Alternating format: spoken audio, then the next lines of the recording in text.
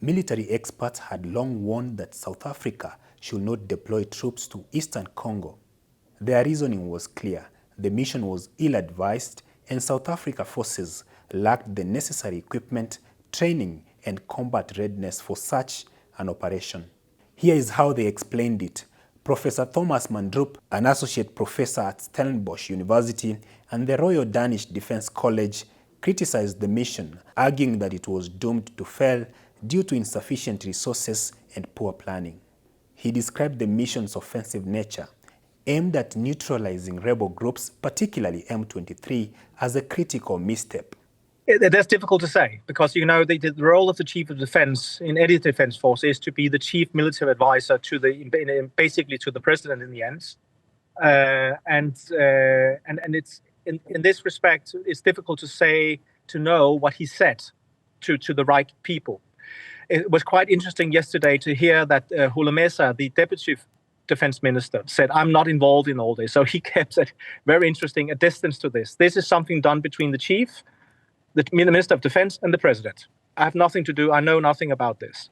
So the question is, what has been said to the political level? I must say that before going into this mission, back in November 2023, a lot of warnings from academics, military analysts, military professionals was put forward to the political level.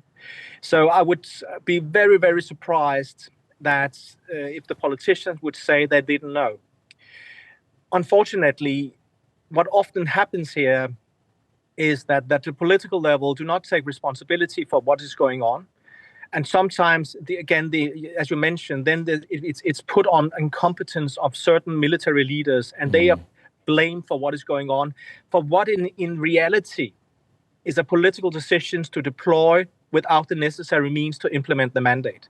So basically, this is a political decision to deploy soldiers in that area without the needed means to fulfill the mandate, and they knew that before they went. So why was Rwanda opposed to it, and why did the DRC push for it?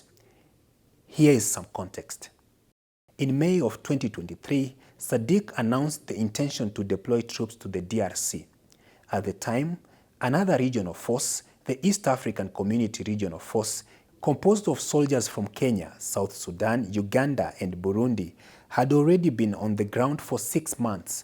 Though Kinshasa initially welcomed the East African Community Regional Force, tension soon arose over the force's mandate. The Congolese government insisted that the EAC Regional Force had an offensive mission to track down and forcibly disarm the M23 rebels. However, the EAC Regional Force leadership maintained that their role was to stabilize the region and oversee ceasefire, not to engage in active combat. As this dispute escalated, President Felix Tshisekedi began searching for new allies who would back his fight against the M23. That was when South Africa and SADC entered the picture. For Kinshasa, the SADC mission in the DRC offered key advantage over the East African Regional Force.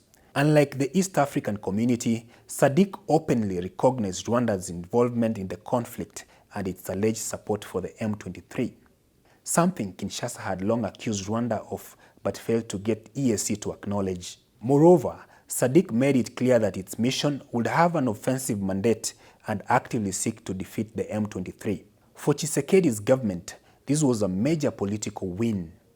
He had spent years trying to undermine the Rwandan government, and now he saw SADC as a potential tool to help him achieve that goal. With his re-election campaign centered on ending the M23 crisis, Tshisekedi needed results, and fast. From day one, Rwanda firmly opposed the deployment of SADC forces. Kigali raised the issue with the United Nations Security Council and the African Union Peace and Security Council, calling SADC mission an act of aggression and urged both bodies not to endorse it.